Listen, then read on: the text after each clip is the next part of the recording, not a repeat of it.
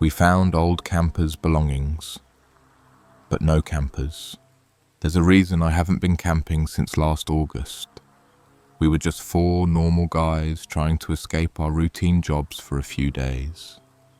We weren't wilderness experts, just moderately outdoorsy. The plan was simple. 3 nights deep in the Cascade Mountains, no cell service, no noise, just beer, fishing poles, and a second-hand Yeti cooler packed with meat from Costco. The kind of weekend where you come back sunburned, hungover, and maybe with a few new inside jokes. That was all we wanted. Derek picked the spot. He was always the type to spend hours on all trails and Reddit forums before trips. He found this site just off a no-name Forest Service road near Goat Rock's Wilderness. The photos were stunning. Alpine lake, tree-ringed clearings, fire pits made by past campers. No reservations, no rangers. Just drive in, park, hike half a mile, and boom, seclusion. We arrived late Friday afternoon. The sun was dipping low, casting long shadows through the pine needles as we hiked in. It was beautiful, silent, almost too silent. First weird thing, as we were setting up tents, we found remnants of a previous group. Some trash, an old camp chair, half-burned logs in the fire pit. But no tent poles, no cooler, no sign of actual campers. Not unusual at first glance until we found the sock. Just one. Dirty, inside out, and kid-sized. None of us had brought kids, and this place was too remote for a family with children. We joked about it at the time. Derek tossed it in the trees, laughing like it was some bad omen. We all laughed too hard, just to drown out the sudden awkward quiet that followed. Later that night, after we grilled burgers over the fire and downed a few Budweisers, Nick mentioned he thought he saw someone watching us. Said it offhand like a ha-ha, just kidding thing. But the way he said it wasn't funny. It was too specific. He was standing behind that tree line over there, he said, pointing toward the darkest part of the woods. Didn't move. Just watched. We froze. Dude, stop, Jake muttered. I swear, Nick added. He was wearing something light, like a grey hoodie, just standing there. We shined our flashlights. Nothing. No movement, no sound. But all of us, every single one of us, slept with pocket knives under our pillows that night. At around 3:40 a.m., I woke up to the sound of something brushing against the side of my tent. Not wind, not a branch. A slow, deliberate dragging sound. I whispered Derek's name. No answer. I unzipped my tent as quietly as I could and peered out. There was someone crouched by our fire pit. They weren't tending it. They weren't doing anything. Just crouched. Still. Watching the tents. I didn't breathe. I didn't blink. I didn't move. And I swear to God, whoever it was, they smiled. I didn't go back into the tent. I didn't dare move. I just crouched there by the flap, frozen halfway between going out and backing in, staring through that inch-wide slit of unzipped nylon. The figure by the fire pit stayed completely still. Their back was to me now.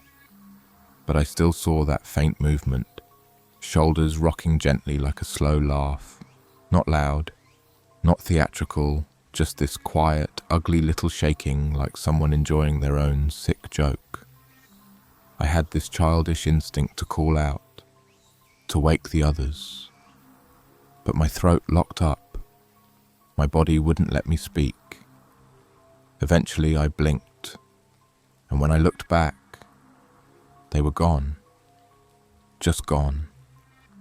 No footsteps, no noise, no brush movement.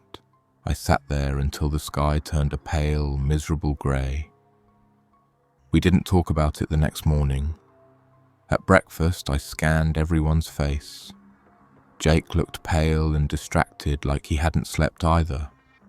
Derek was already out fishing at the lake by the time I got up. Nick was sipping his coffee, staring off into the trees. I wanted to say something. Did anyone else see them? But I didn't. Because deep down, I didn't want to know. Later, while gathering firewood, Jake pulled me aside. "I heard them," he said. My stomach dropped. "Last night, footsteps, right next to my tent." He ran a hand through his hair. "I thought maybe it was you or Derek, but dude, I smelled them." That threw me. "Like what?" I asked. He hesitated. "Like old sweat, decay, and something sour, like milk gone bad. It was strong, like they were right there." He shook his head. It lingered for a long time. I almost puked. We brought it up to the others around noon. Derek brushed it off. "You guys are just psyching yourselves out. There's nobody out here but us." That was when Nick said, "Then explain the fucking string." He led us over to the edge of our clearing, where some thorny brush met a fallen tree. Tied between two saplings, low to the ground, was this thin nylon string, fishing line or twine, something like that. You wouldn't see it unless you were looking. It ran in a weird zigzag, maybe 20 feet across. Booby trap level shit. Jake knelt down and followed the line with his fingers. It ran into the brush and disappeared under the leaves. He pulled it. Nothing happened. But Derek pulled out his multi-tool and cut it anyway. We didn't know what it was, but we knew it wasn't good. That afternoon, things got worse. We found more stuff. A blue beanie hanging from a branch. A kid's drawing, half buried under a rock. A plastic spork in the mud. And then the shirt. It was flannel, faded red and brown, torn open at the chest. We found it snagged on a barbed branch, like someone ran through and didn't make it all the way. Derek finally looked nervous. We took a vote to leave. Unanimous. But when we packed up and hiked back to the car, Jake's Ford Explorer, the keys were missing. And then we noticed something else. The air freshener, the pine tree one that always hung from his rear view, was lying on the driver's seat. None of us had touched it. None of us had opened the door. We checked. Nothing stolen, nothing broken. But every one of us knew someone had been inside. Someone was still out there. I don't remember who suggested it first, but we all agreed. No splitting up. We camped one more night, all four of us in the same tent. We stacked logs around the perimeter. We kept our headlamps on. We kept the knives closer. And still, somehow, I woke up cold. Because my sleeping bag had been unzipped, and my boots were gone. I woke up to the sound of whispering. At first, I thought it was Jake talking in his sleep. He'd done that before. Mumbled dumb shit about work or his ex. But this was different. The whisper was too intentional, too precise. It was just a few feet from me and not inside the tent. Outside. Right by the wall of the tent. I sat up slowly, heart pounding. My hands were shaking so bad I couldn't grab my flashlight. I reached for my knife instead. I didn't yell, I didn't even breathe loud. I just sat there, clutching the blade, trying to make out what was being said. It wasn't English. Or maybe it was, but distorted. half syllables, sounds that didn't fit together, like a song hummed through cracked lips. Then something brushed the tent. A slow drag, right across the side where my boots had been. I fumbled for my flashlight and clicked it on. I almost screamed. The beam lit up the inside of the tent and I saw Derek already awake, eyes wide, clutching a hatchet. Jake was pretending to sleep. I could tell from his stiff posture. Nick was gone. Gone. His sleeping bag was empty. I crawled over to Derek, grabbed his shoulder. He just shook his head. We didn't say anything. We both knew. If Nick had left the tent during the night, he hadn't done it willingly. At first light, we searched. We found his flashlight about 20 feet into the woods, cracked.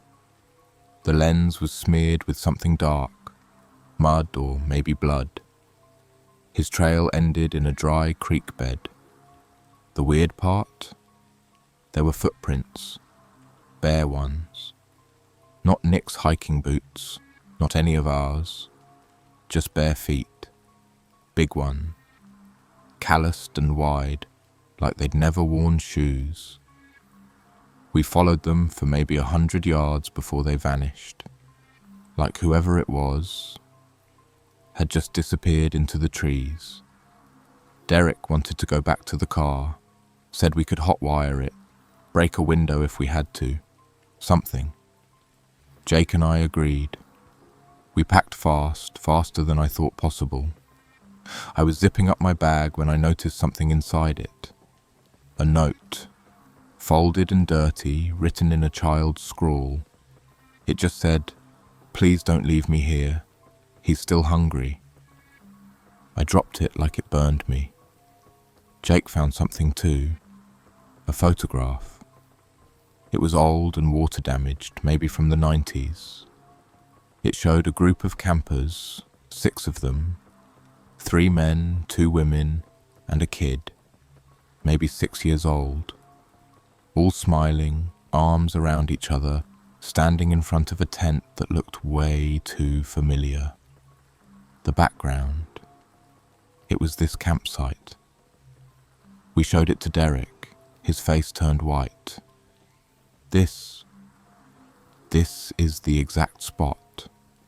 The fire pit, the tree with the moss. It's all there. We couldn't find any info on them. No names, no dates. Just that one photo. Then Jake asked a question I hadn't even thought of. If they went missing, where's their car? Derek looked up slowly. What if it is their car? We stared at the Explorer, the one we'd been driving. Suddenly, none of us wanted to be near it, but we didn't have a choice. We pried open the window, popped the lock and climbed in. Jake hotwired it. Took him almost 15 minutes, and the entire time I was watching the woods, swearing I saw movement between the trees. When it finally started, we peeled out. Fast. Branches scraped the side, the undercarriage screamed. We hit the road. None of us looked back, until we hit a downed tree, just laying across the trail, freshly cut, chainsaw marks. Still smoking, we skidded to a stop. Tires locked up. Heartbeats too. Jake screamed, "No! No! This wasn't here yesterday." Derek jumped out first, pacing like a caged animal. This was done on purpose. Look at it. It's clean. Fresh. Whoever did this, they knew we'd come this way. He was right. The edges of the stump were still wet with sap. Flakes of bark and wood chips littered the dirt like confetti. I opened the back door and grabbed the hatchet from the gear bag. It felt useless compared to the scale of what we were facing, but I needed something in my hands. Anything. "We can go around," Jake offered, voice shaking. "Maybe there's another way out. Another road." "No," I cut in. "There isn't. There was only one way in, one road, one trail. They picked this spot because of that." "They?" I didn't answer. I didn't want to say it out loud. It was already happening. Our minds were unraveling. Derek climbed onto the tree trunk and scanned the road ahead with his hand shielding his eyes. Then he froze. "There's someone out there," he whispered. We all climbed up next to him. And yeah, he wasn't hallucinating. About 30 yards ahead, just beyond where the curve in the dirt road dipped back into the trees, stood a man, or at least something shaped like a man. He was motionless. No gear, no pack, no reason to be standing out there in the middle of nowhere. He was too far away to make out his face, but I swear to God he was barefoot, and he was holding something. A boot. My boot. We scrambled off the log and ran back to the car. Jake gunned it in reverse. The tires screamed against the dirt, fishtailed, and we nearly smashed into a tree before he corrected it. We drove like that for what felt like an hour, backtracking along the trail, then off trail, looking for any sliver of side road, any opening in the forest that might lead to civilization or cell service. Then Derek spotted it, a faded metal sign half covered by moss. Forest Service Access, Fire Route 78. We took it. It was barely a road, more of a suggestion of one. The Explorer's suspension bottomed out more than once. We were jostled like dice in a cup. Branches scraped the sides, snapped against the windows. At one point, we thought we'd made it. A clearing opened up. A flat patch of gravel. Maybe an old service station or ranger outpost. But as we slowed, something stopped us cold. In the middle of the clearing was a single folding chair, and on it, a walkie-talkie. New, powered, green light blinking. No batteries, no reason, just there. Jake killed the engine. None of us moved. Derek finally said, "We don't touch it." But the walkie cracked to life. Static. Then a voice. A child's voice. He doesn't like when they leave. We all backed toward the car, slow and careful. Then the walkie chirped again. "Turn around." We turned, and we saw them. 3 figures standing at the edge of the trees. Same shape, same posture as the man before. Barefoot, smiling, each holding something of ours. A sock, a torn tarp, Nick's hat. Jake started the engine. We didn't talk. We didn't scream. We just ran. Kept driving until we hit pavement, until the trees turned to fields, until the fields turned to gas stations and shitty motels. We didn't stop until we were 3 hours away, but it didn't end there. When I got home, I found another note in my pack. It wasn't there before. Same handwriting, same childlike scrawl. "You brought him with you." I burned the note. Didn't even read it twice. I didn't care if it smelled like charred plastic or if the smoke made me sick. I watched every edge curl black and curl in on itself like it was trying to hide something. But that didn't fix it.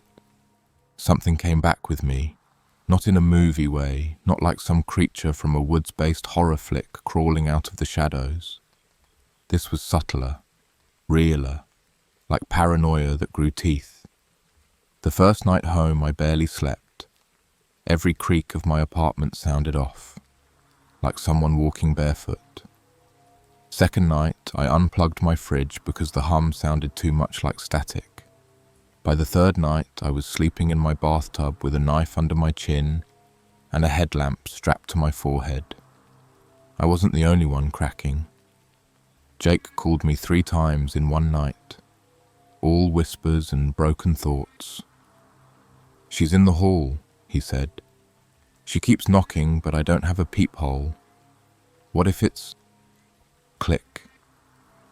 Then again at 3:04 a.m. "I think he's in the vent." I heard breathing. "It's not the AC, it's not."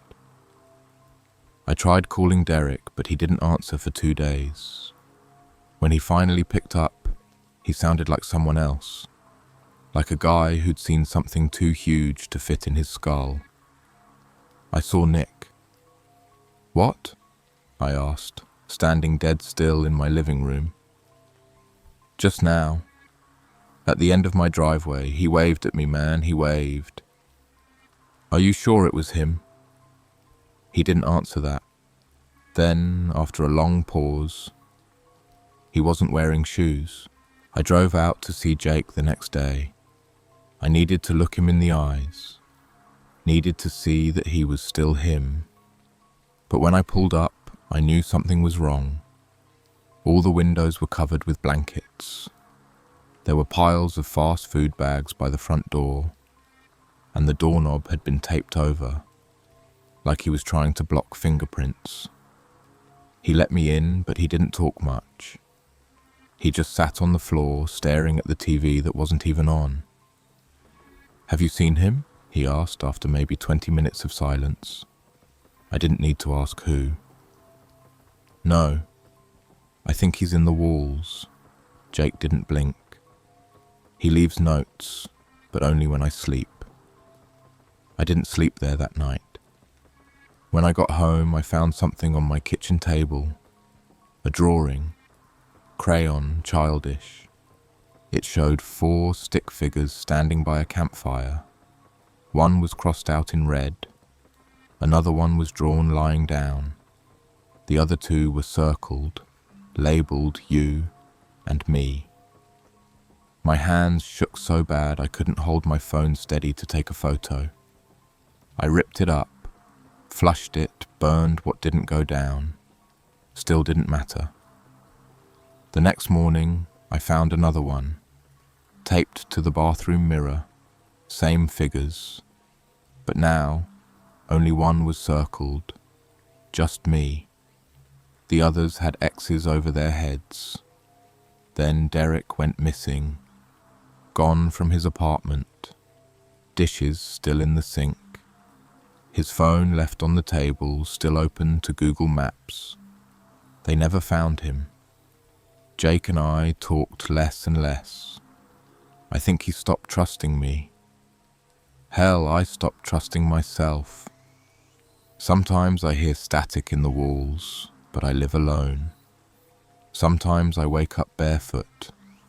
Sometimes I smell that sour, rotten stench, just faintly, in the corners of my closet, or when I open my car trunk. I know what's coming. I feel him getting closer. And last night was the worst yet. Because I found something slipped under my pillow. A sock. Small, dirty. Inside out. And this time, it was still warm. I didn't sleep after that. I didn't even move. Just sat in bed, eyes fixed on that small, dirty sock lying on my sheets like a dead mouse. My mouth was dry. My skin prickled like ants were crawling beneath it. I didn't touch the sock. I didn't even want to breathe near it. I sat there until sunrise, heart hammering so hard I thought it had burst. Then I did something I told myself I'd never do. I went back. Not back to the Cascades, not that deep, but to the trailhead.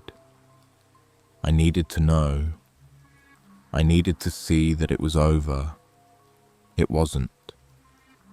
The parking lot was empty. The logbook by the map sign hadn't been touched in weeks. I flipped through the pages.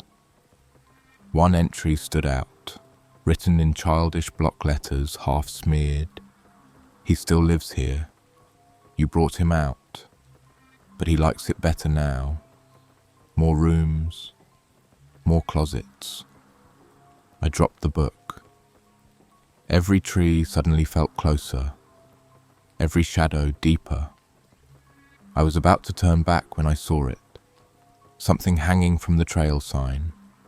A walkie-talkie. Not old, brand new. Its green light blinked, then it crackled. No voice, just breathing. Slow, deep, wet. And then a whisper. Only one left. I drove home in silence. Every turn in the road felt like it had looped back to that godforsaken campsite. I kept expecting to see the man in the road, waving my boot like some sick trophy. But I made it home, and that night I locked every window, wedged a chair under the doorknob, slept with a hammer clutched to my chest. Didn't help. At 2:13 a.m, my phone rang. Unknown number. I let it ring. Then I heard a knock. Not at the front door. Inside. From the closet. I didn't open it. I won't. I'm sitting here writing this with the hammer still in my lap, closet door still rattling softly. But I know. I brought him here. He's patient. He doesn't need to chase. He waits. And now there's nowhere left to run. So if you ever go camping, anywhere remote, where the only thing between you and the woods is a zipper, remember this. If you find belongings, but no campers, turn the fuck around, because if you don't, he might follow you home too. A pale woman watched us from the woods all night. I didn't want to go. That's the part that sticks with me most now. Not the screams, not the blood, not even the thing she said when she pressed her face against our tent. What haunts me is how my gut screamed, "Don't go," from the moment Ben picked the Cascade spot off that shitty camping forum. It was called Goat Head Ridge. Not on any official trail maps, not even on all trails. Just some backcountry whisper people passed along. If you want peace and real wilderness, Ben said, grinning like a dumbass, Goat Head's where it's at. We were four. Me, Ben, Laura and Andy, longtime friends, a mix of couples. Laura and Ben were a thing. Me and Andy used to be a thing, but weren't anymore. It made things weird sometimes, but not enough to kill the trip.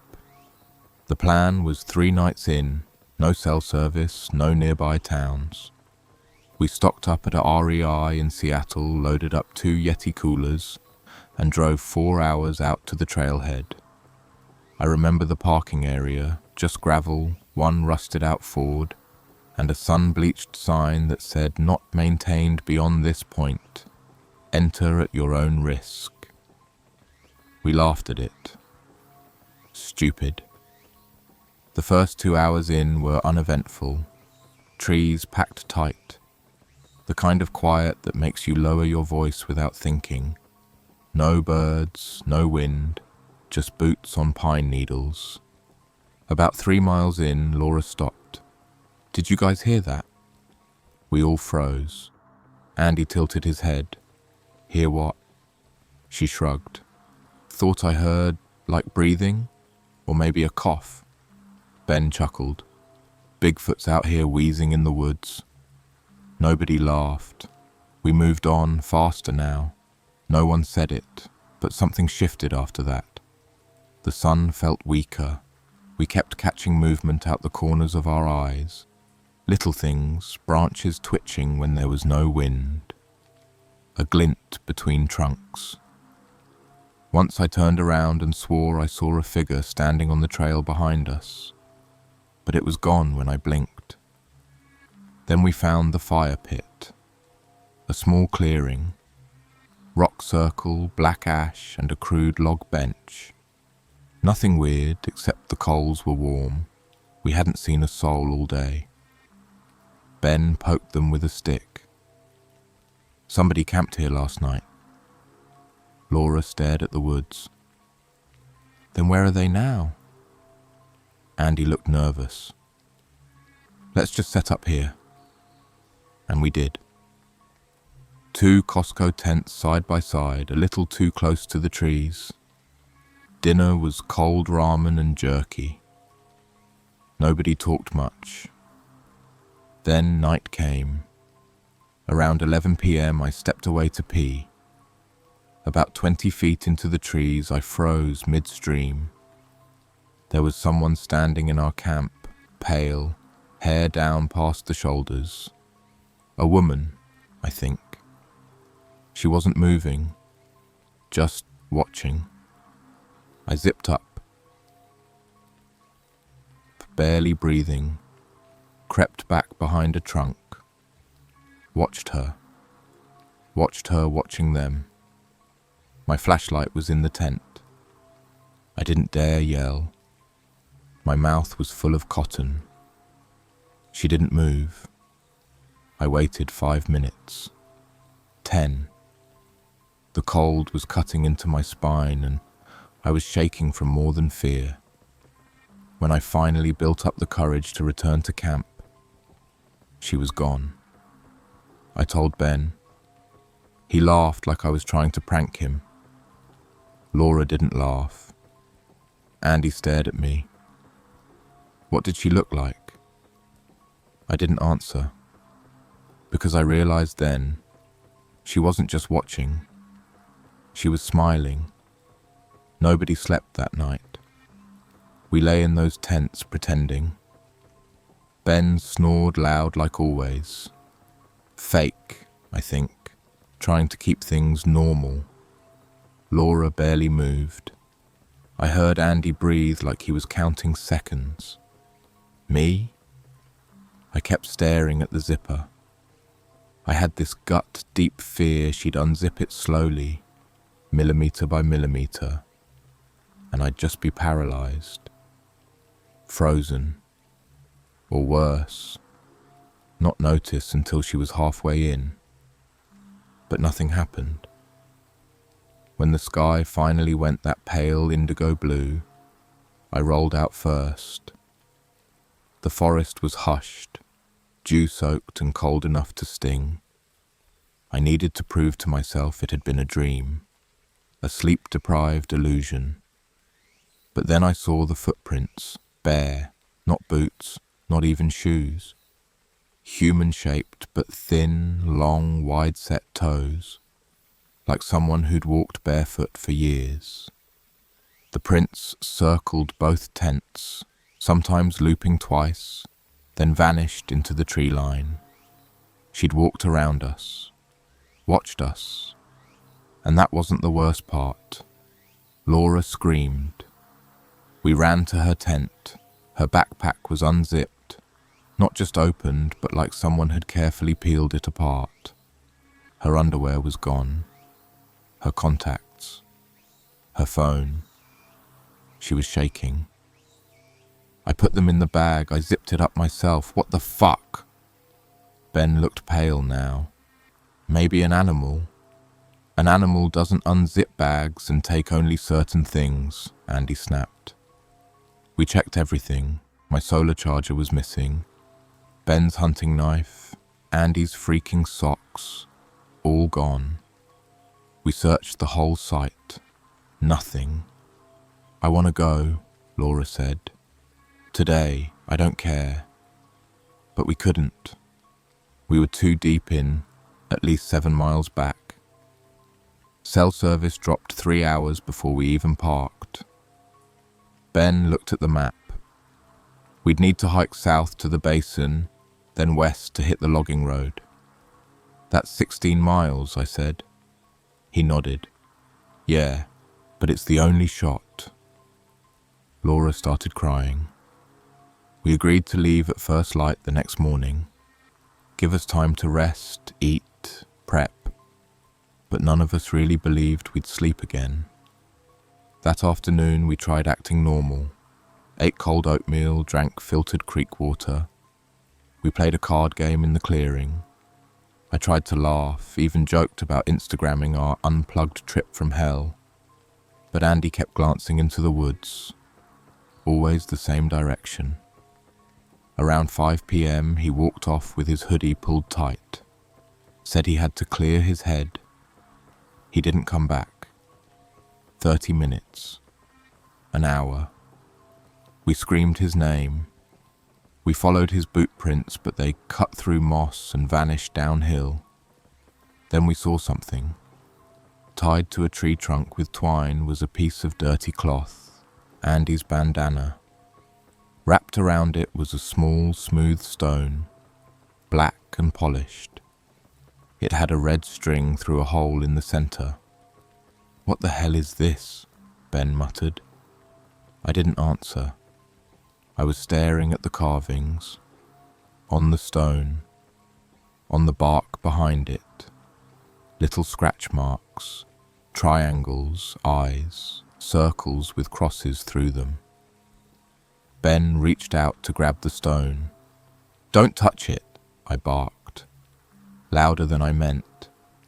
He pulled back. We backed away. That's when we saw the next one. Another cloth, different stone. This one tied lower to the ground, almost eye level for a child. Then another, and another. Someone had marked a path, like breadcrumbs, using Andy's shit. I looked at Laura. She was biting her lip hard enough to draw blood. "We need to go now," she whispered. Ben hesitated. "No, we wait. He might come back." I wanted to scream, but then we heard it, crunching leaves, footsteps, from the hill we'd followed. "Andy," Laura called, voice cracking. He stepped into view, but something was off. He wasn't wearing his hoodie. His boots were untied, and his hands, they were covered in dirt, up to the wrists. He was smiling, not a normal smile, a tight-lipped, dead-eyed grin, like a little kid being forced to say cheese at gunpoint. "I found a place," he said flatly. Ben frowned. "Where the hell did you go?" "I wanted to show you," Andy whispered. "She said it's okay." I took a step back. "Who said that?" Andy's grin widened, and then he started to cry. Tears rolling down his cheeks, his voice cracked, his hands trembled. I didn't mean to leave, I heard her humming. I thought she needed help. He dropped to his knees.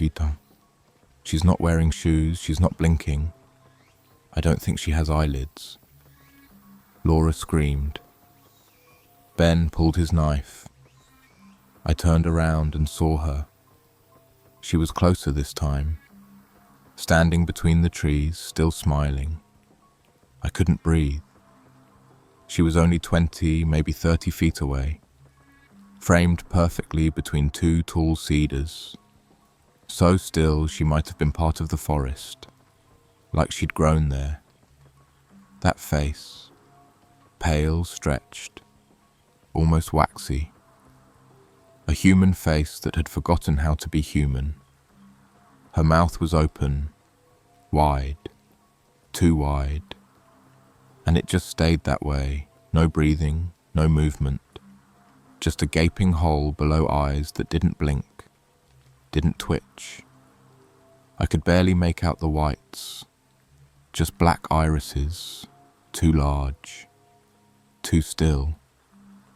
Ben pointed the knife. "Who the fuck are you?" No answer. Andy was rocking back and forth on his knees, whispering to himself, "She's not real. She's not real. She's not real." "She is," I muttered. "She's real." I took one step forward. Her head jerked. Not turned, jerked. Like a puppet on a string. That motion, it wasn't right. It didn't come from the spine. It snapped from the neck like she didn't understand how bones worked. Ben swore under his breath. Laura grabbed my sleeve. "We have to run." "No," I said. "We can't. She's blocking the trail." Ben's voice shook. "There's another way down. Remember that slope near the creek bed? That's ours. She's here now." We didn't argue. We turned, bolted. Andy stayed, just stared. I grabbed his arm, but he didn't budge. "Come on." "She'll follow," he whispered. "She likes it when you run." I didn't care. I yanked him to his feet and we all ran. Downhill, through undergrowth. We tripped, scraped our arms, my backpack snagged and tore on a root. I left it. Didn't matter. Water bottles, flashlights, all gone. Only Ben kept his knife out, waving it like it might stop her.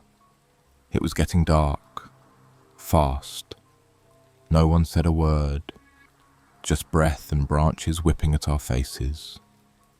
We finally stopped by a boulder near the stream, collapsed behind it, gasping. Ben looked around. Did she follow? Laura shook her head, silent tears streaking her face. Her lip was split open from a fall. Andy was muttering again. I grabbed his face. "Andy, look at me." His eyes were bloodshot. She whispered something in my ear when I was out there. She told me where I'd die, described the spot, said my name like she'd known it forever. I swallowed. "What did she say?" He looked away. "She said, 'You'll scream in the water, but no one will know it's yours.'" I didn't ask more. That night was colder. We didn't set up the tents, didn't build a fire, just curled into ourselves in the dark. One Yeti cooler between us, maybe some granola bars left. No light, no comfort, just the sounds. Cracks of branches, low rhythmic tapping. Somewhere a single whistle, like a person, long and slow. We didn't know where it came from. Then Laura whispered, "Where's Ben?" He'd been beside me. I looked. Just the cooler. The knife was still stuck into the ground. But no Ben. Laura screamed. We jumped up, shouted his name. I used my phone flashlight. Down to 9%. Not enough. Not close. Then we saw it. A piece of paper stuck under the knife hilt. Folded. I took it. My hands shook so hard I nearly dropped it. It was torn from Laura's journal, scrawled in thick black marker. She let him go. He wasn't fun. And beneath that, smeared in something brownish red, "You three still are." We didn't scream anymore, not after reading that note. Something changed in Laura. She crumpled the paper, wiped her nose with the back of her hand, and said in this quiet, low voice, "She's fucking playing with us." She wasn't wrong. This wasn't survival anymore. It was a goddamn game. A sick, slow unraveling. I looked around at the forest and realized how quiet it had gotten again. No bugs, No wind, not even water sounds from the nearby stream. The trees weren't just watching, they were waiting. We tried to move, didn't know where.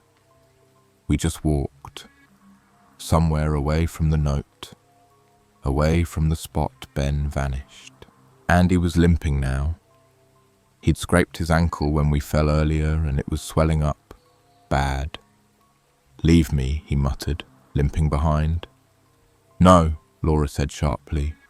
"If she wants to pick us off one by one, we're not making it easy."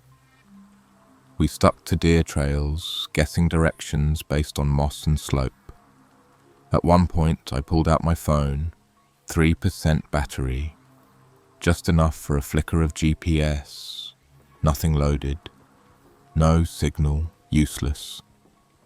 That's when we saw the cabin. It looked abandoned, roof sagging, door half off the hinges, but the windows were intact, glass unbroken. That made me hesitate.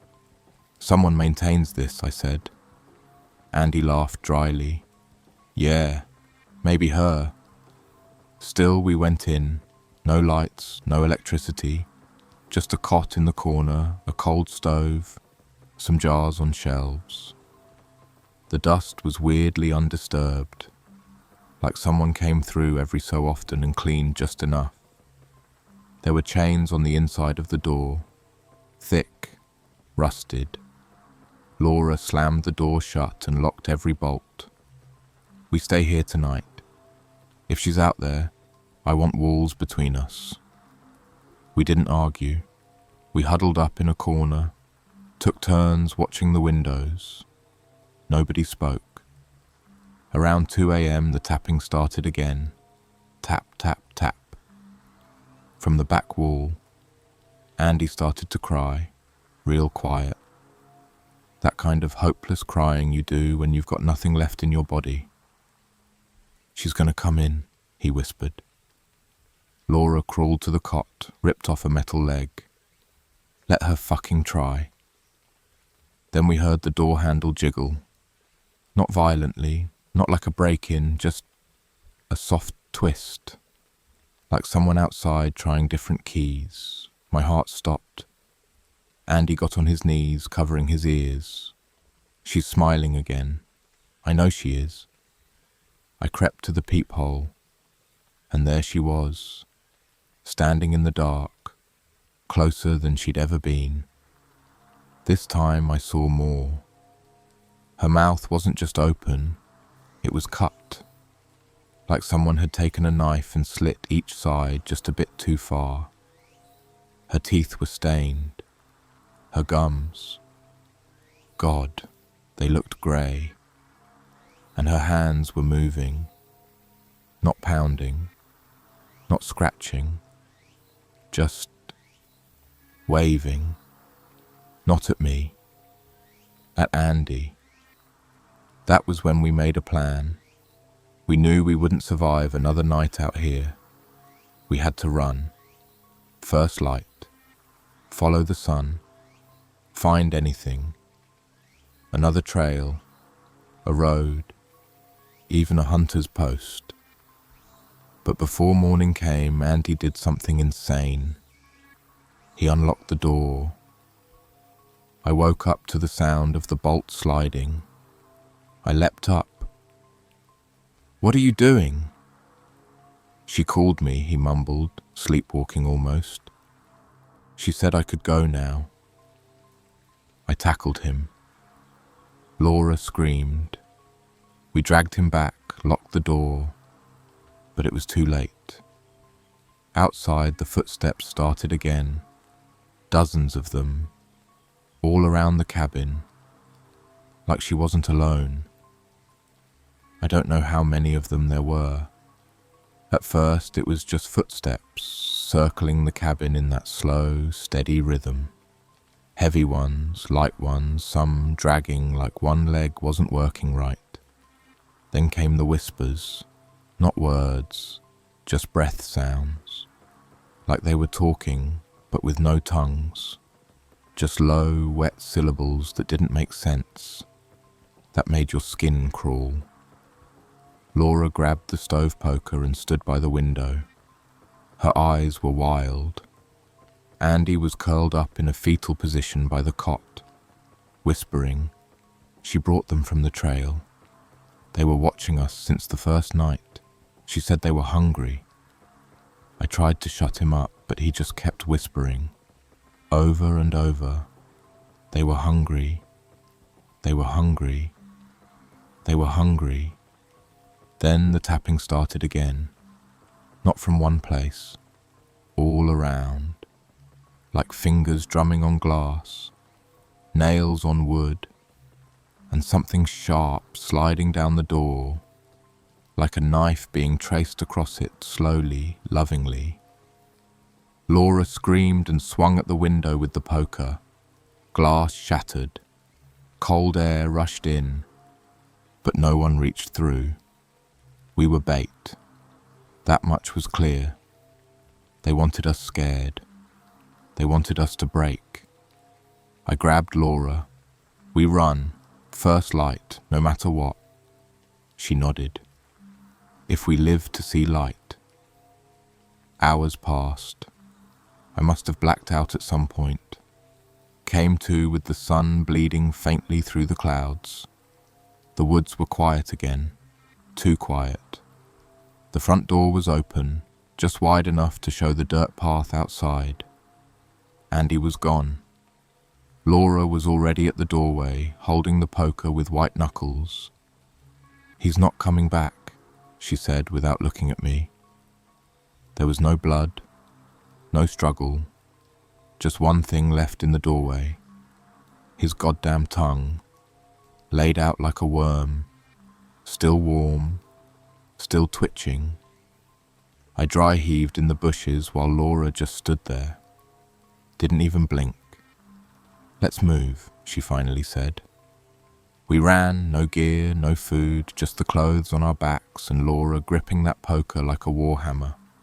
We didn't talk. Midday hit, and the trees started thinning. The trail widened. Hope crept in. Then we found the camera, just sitting on a rock, a small GoPro. Laura picked it up and pressed play. It was Ben, recording himself. He was alone, breathing hard, bleeding from the forehead.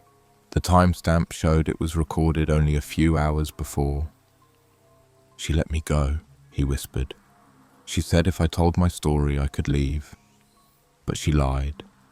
She's still following me. I see her, even in daylight, even when I blink. She's in every shadow now. I think she lives in the space between frames. Then he started sobbing. She cut something out of me. I don't know what. I don't feel right. Static. Then nothing. Laura pocketed the camera. Neither of us spoke for a while. We reached a dirt service road by late afternoon. Our legs were torn from brambles, our lips cracked from dehydration. I would have drunk from a puddle if we hadn't found that creek. And yeah, we drank it without filtering. Didn't care. Death by bacteria was better than her. Then, finally, we saw it. A truck, parked just off the road. A dusty old Tacoma with Idaho plates and a cracked windshield. Laura bolted. I screamed at her to wait. She didn't. She reached the truck. I was 50 feet behind her when I heard her stop. Her body just froze. I sprinted up. Inside the truck, slumped over the wheel, was a man, dead, throat slit, eyes wide open. In his lap was a Polaroid of us from the first day, from the trailhead. She'd been watching since the beginning, and carved into the hood of the truck, clear as day, "You don't get to leave." I wanted to collapse. Laura stared at that photo like it might blink, like maybe if she tore it up, burned it, anything, we could go back. But we both knew she didn't need to chase us anymore. We'd brought her with us. I checked the man in the truck. Cold. Rigor had set in. There was no phone, no keys, just a plastic grocery bag in the back seat, trail mix, some cheap beef jerky, a bottle of Gatorade. I grabbed the food and drink, tossed some to Laura.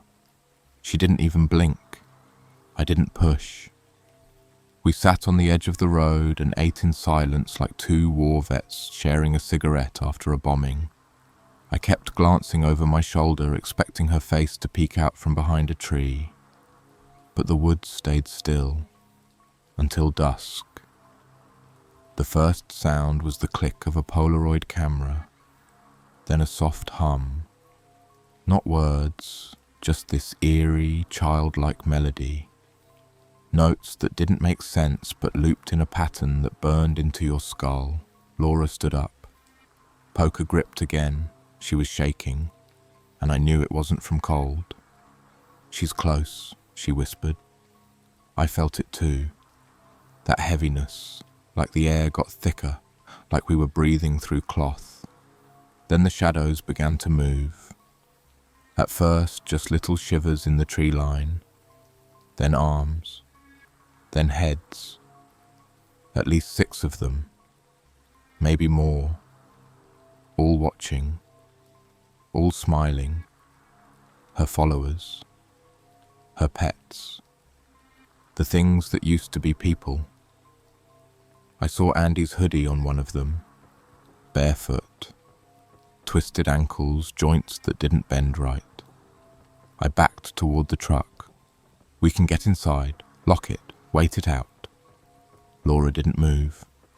"Laura, I'm done running." She turned to me, eyes glassy. "She's going to take me. And if she does, you might get away." "What the fuck are you talking about?" "She wants me," she said. "She's always wanted me. Since the first night. You remember what she took, right? My stuff, my phone, my underwear. She took things to be me." I grabbed her arm. "We go together, or we don't go." She kissed my cheek, then turned and walked straight into the woods. The shapes stepped aside for her, and she disappeared into the trees. I waited in the truck for 2 days, didn't sleep, didn't move, just watched the woods. No sign of her, no sign of them. Eventually, a ranger found me, passed out, dehydrated, babbling nonsense about pale women and stone teeth. They airlifted me to a hospital, said I had exposure, said Laura probably got lost, said Ben might have been attacked by a bear, said Andy wandered off and succumbed to the elements. No one found their bodies. But last week, I got a package. No return address, just a Polaroid inside. Me and Laura, sitting by the road, and behind us, barely visible through the trees. That smile, that mouth, still open, still watching. N.